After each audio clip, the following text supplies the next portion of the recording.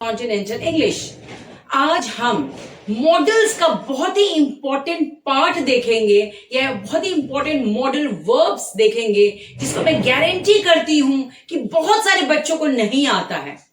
कौन से modal verbs है? They are must, may and might.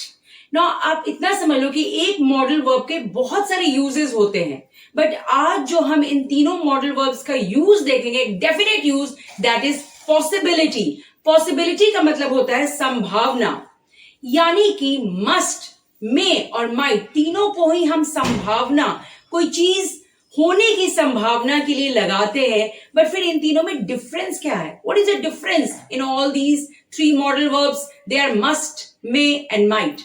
Start करते हैं। मस्ट का मतलब होता है हाईएस्ट पॉसिबिलिटी, यानी किसी चीज की होने की संभावना जो है वो 90 से 100% है, 90 to 100% है।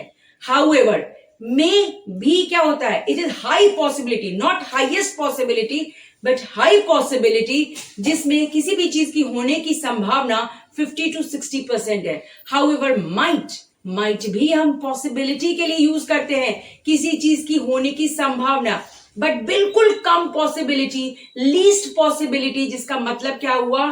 30 से 40%। ओके, सो सबसे पहले हम मस्ट देखेंगे और इसको हम सीखेंगे, समझेंगे with the help of examples. Must का मतलब होता है ना ऑलमोस्ट सर्टेन, किसी चीज की होने की, आप बोल सकते हो किसी चीज का होने का लगभग पक्का है। क्यों? क्योंकि वहां एक ना एक आपको प्रूफ दिया जाएगा। एक एग्जाम्पल देख लेते हैं। She dash in the room, the lights are switched on. आपको इसमें एग्जाम में, टेस्ट में ऑप्शंस रहेंगे मस्ट, में और माइट। आप क्या इसमें भरोगे? आप सिर्फ और सिर्फ मस्ट भरोगे। She must be in her room, the lights are switched on, यानी कि उसका या उसकी बोल सकते हो रूम में होने की ज्यादा संभावना है, 90 to 100% संभावना है, हाईएस्ट पॉसिबिलिटी है। क्यों? क्योंकि लाइट्स ऑन है, तो ऑब्वियसली कोई ना कोई तो रूम में होगा ही ना। एक और देख लेते एग्जाम्पल। सेकेंड एग्जाम्पल है, she dash B tired, she has worked all night. फिर आपको ऑप्शंस में दिए रहेंगे मस्ट, में और माइट। फिर से आप मस्ट भरोगे, she must be tired, she has worked all night.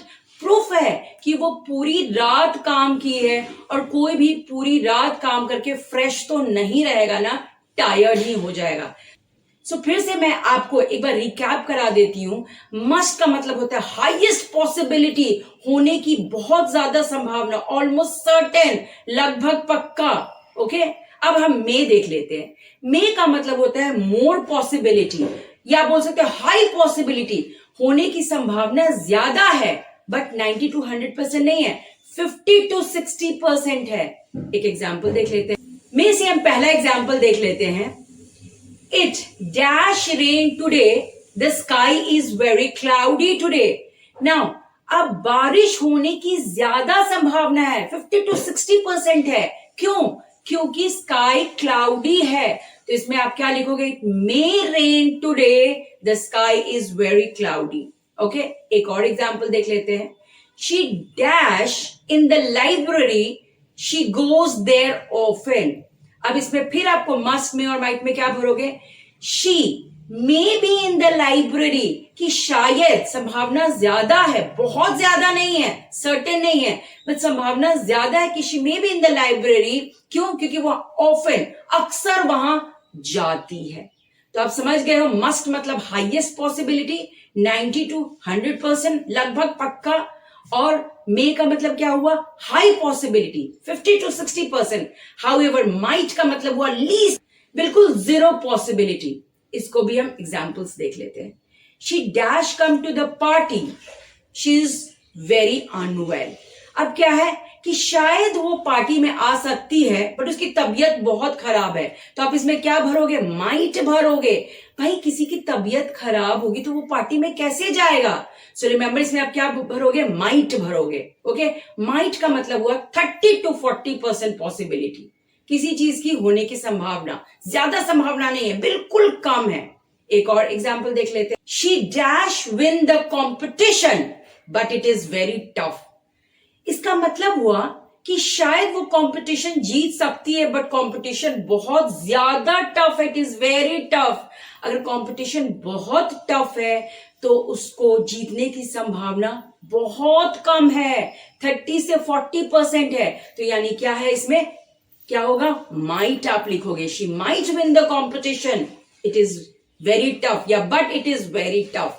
So I hope आप जरूर समझ गए होंगे what is the difference between must, may and might. Thank you.